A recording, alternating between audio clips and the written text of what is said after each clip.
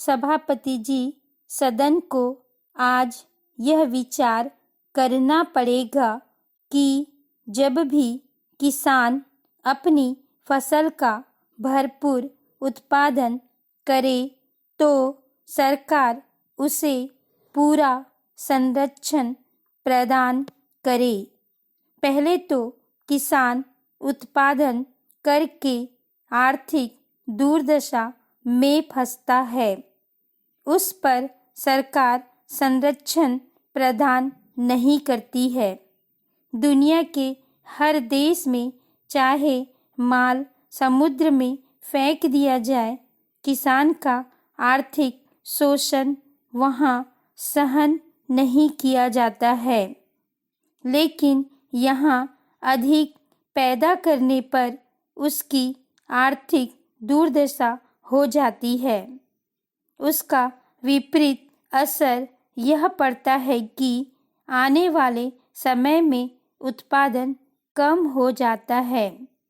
मैं गन्ने का एक उदाहरण देना चाहूँगा। 1991 में जब गन्ना किसान की आर्थिक दुर्दशा हो गई, उस समय सरकार चीनी का निर्यात कर रही थी। सरकार की आर्थिक तंगी के कारण किसान का फसल चक्र बिगड़ जाता है तो उत्पादन गिर जाता है। 1994 में इस देश को फिर चीनी का आयात करना पड़ा था। चीनी का ही मामला नहीं है, हर तरफ यही मामला है।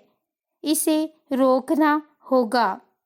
अभी प्याज के मामले में महाराष्ट्र में आंदोलन चला था। 1994 में प्याज सड़ गया, जिससे प्याज के भाव काफ़ी ऊंचे हो गए। इसका क्या कारण है? जिस वर्ष किसान अपनी फसल का बहुत अधिक उत्पादन करता है, उस साल अगर सरकार उसका संरक्षण कर उसका आर्थिक शोषण रोक दे तो यह देश कहीं का कहीं चला जाएगा। इससे किसानों को न आत्महत्या करने की जरूरत पड़ेगी और किसान की उपज का हर वर्ष निर्यात भी होगा। देश की अर्थव्यवस्था को किसान ही बदल सकता है। क्या राज्य सरकारें पहले टैक्स नहीं लेती थी? आज हर राज्य के बॉर्डर पर प्रतिबंध लगे हुए हैं।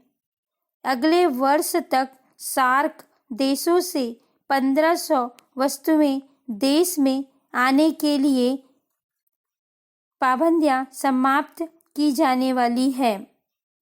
लेकिन हमारे यहाँ ऐसी पाबंदियां लगी है, कहीं मंडी परिषद के नाम पर, कहीं व्यापार कर के नाम पर कि किसान एक राज्य से दूसरे राज्य में अपनी उपज नहीं ले जा सकता।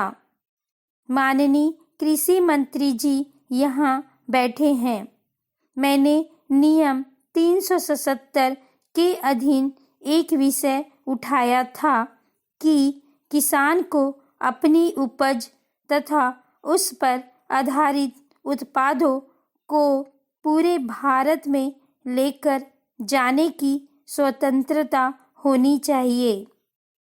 उत्तर में माननीय मंत्री जी ने कहा कि जम्मू कश्मीर, पश्चिम बंगाल और आंध्र प्रदेश में पान को छोड़कर सभी जगह स्वतंत्रता है।